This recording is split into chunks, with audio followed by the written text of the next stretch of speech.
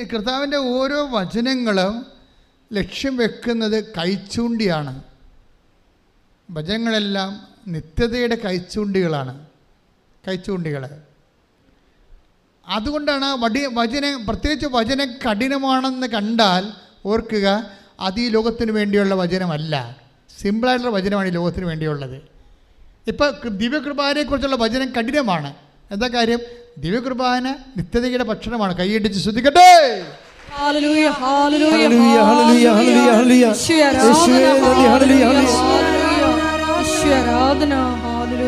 പരിശുദ്ധ പരമ ദിവ്യകാരുണ്യത്തിന്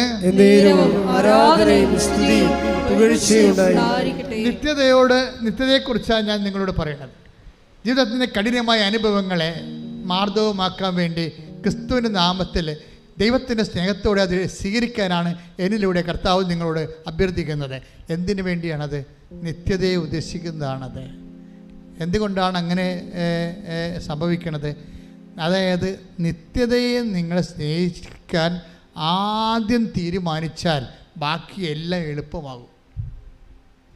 നിങ്ങൾ നിത്യതയെ ഒരു ജീവിത ലക്ഷ്യമായിട്ട് കണ്ടാൽ ബാക്കിയെല്ലാം എളുപ്പമാകും. മനുഷ്യൻ്റെ ഇവിടുത്തെ ഭാരം എന്താണ്?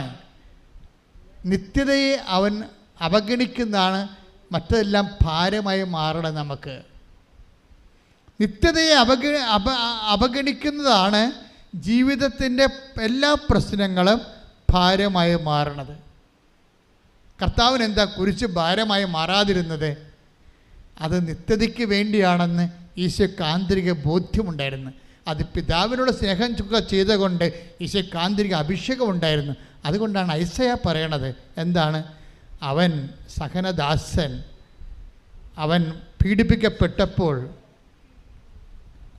അവൻ്റെ തലമുറയിലെ ആ രക്തത്തിൽ ചവിട്ടി, ആ രക്തത്തിൽ നിന്ന് പിറക്കാൻ പോകുന്ന ഒരു തലമുറയെ ഓർത്തുകൊണ്ട് അവന് ഹൃദയ സന്തോഷമുണ്ടായെന്ന്. ദാറ്റ് മീൻസ് ഈശോ കുരിശെടുത്തത് അഭിഷേകത്തിലാണെന്ന് അർത്ഥം.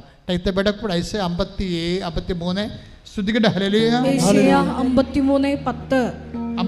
53:10 അവിടുന്നാണ് അവനെ ക്ലേശങ്ങൾക്ക് വിട്ടുകൊടുത്തത്. ഈ ബോധം എപ്പോഴും ഉണ്ടാകണം. എന്താണ്?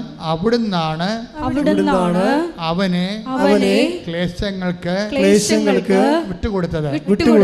ഒരു ക്ലേശം വരുമ്പോൾ ഉടനെ നമ്മുടെ മനസ്സിൽ ഓട്ടോമാറ്റിക്കായിട്ട് പരിശുദ്ധാത്മ ഉണ്ടെങ്കിൽ 14:26 വെച്ചുകൊണ്ട് പരിശുദ്ധാത്മ വരും. ഇത് നിങ്ങളുടെ വീട്ടുകാരോ അയൽവാസികളോ കൂട്ടുകാരോ ഉണ്ടാക്കിയ പാരപണിയൊന്നുമല്ല. നിങ്ങൾക്ക് ഈ ക്ലേശം വന്നിരിക്കുന്നത് അവിടെ നിന്നാണ്. നിങ്ങളെ ക്ലേശങ്ങൾക്ക് ക്രിസ്തുവിനെ പോലെ വിട്ടുകൊടുത്തിരിക്കുന്നത്. കാരണം നിങ്ങളെ കൃപയ്ക്കുമേൽ കൃപയ്ക്കായ ദൈവം ക്രിസ്തുവിനെ പോലെ വിളിച്ചിരിക്കുന്നു. അത് ആര് പറഞ്ഞു തരേണ്ടതാണ്?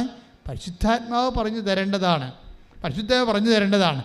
ഈ പരിശുദ്ധാത്മാവിൻ്റെ വോൾട്ടേജ് ഷോർട്ടായി വരുമ്പോഴാണ് ഇതെല്ലാം ഭാരമായിട്ട് പിടിക്കണം നമ്മളെ. എല്ലാം നമ്മൾ പറയാം അവിടെ നിന്നല്ല, ഇത് അവൾ കാണിച്ചതാണ്, ഇവർ കാണിച്ചതാണ്, ഓഫീസിൽ കാണിച്ചതാണ്, പാർട്ടിക്കാർ ചെയ്തതാണ്.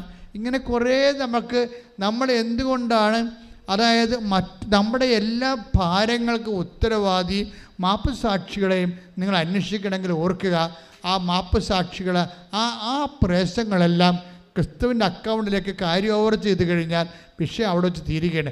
നിങ്ങൾക്ക് ലഭിക്കണേ എന്താണ്? നിത്യതയും ക്രിസ്തുവിനെയും. കൈയടിച്ച് കർത്താവ്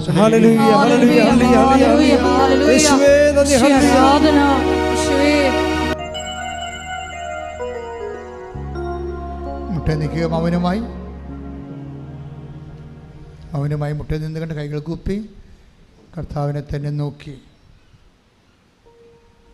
ഏതെങ്കിലും പ്രത്യേക സ്വകാര്യ വിഷയമുണ്ടെങ്കിൽ അമ്മയുടെ മാധ്യസ്ഥയിൽ ഇപ്പോൾ സമർപ്പിക്കുക.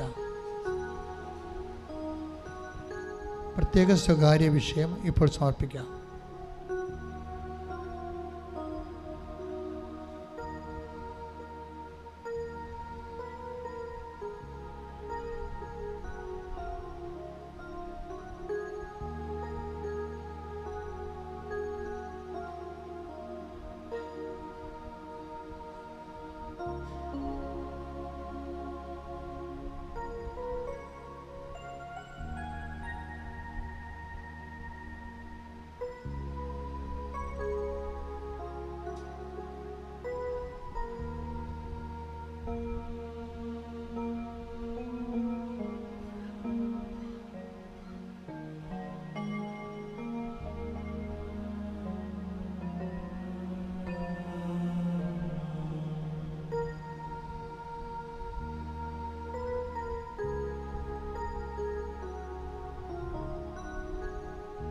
ഓക്കെ, എല്ലാവരും മുട്ടെന്തിക്കുക. സമാപന ആശീർവാദം. ഒരിക്കൽ കൂടി മരിയൻ ഉടമ്പടിയിലും ഉടമ്പടി പുതുക്കിയും സമർപ്പിച്ചിരിക്കുന്ന എല്ലാ വിഷയങ്ങളും ദൈവമാതാവിൻ്റെ മധ്യസ്ഥയിൽ ദിവ്യകാരുണ്യ സന്നിധിയിൽ സമർപ്പിച്ച് പ്രാർത്ഥിക്കാം. ഉടമ്പടി നിബന്ധനകൾ വിശ്വസ്താപൂർവം ദൈവസ്നേഹത്തോടെ പാലിക്കാനുള്ള കൃപയ്ക്ക് വേണ്ടി പ്രാർത്ഥിച്ചുകൊണ്ട് ശിരസ് നമിച്ച് നമുക്ക് ദിവ്യകാരുണ്യനാഥൻ്റെ ആശീർവാദം സ്വീകരിക്കാം.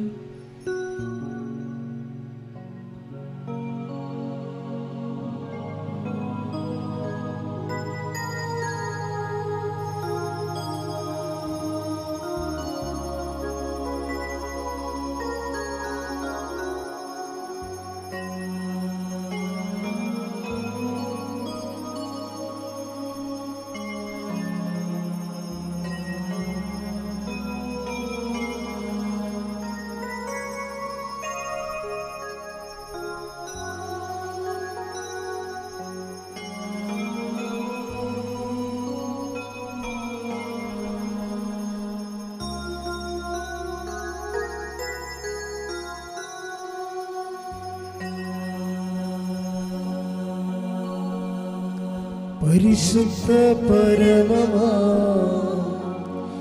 ദിവ്യകാരുണ്യമേ,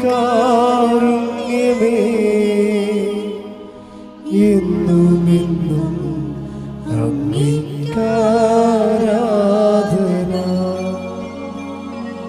പരിശുദ്ധ പരമമാ ദിവ്യകാരുണ്യമേ,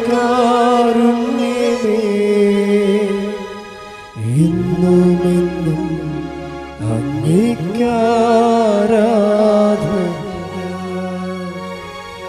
പരിശുദ്ധ പരമമാ ദിവ്യകാരുണ്യമേ,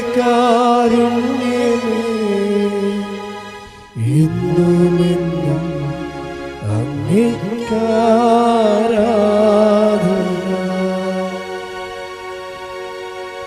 ആവേ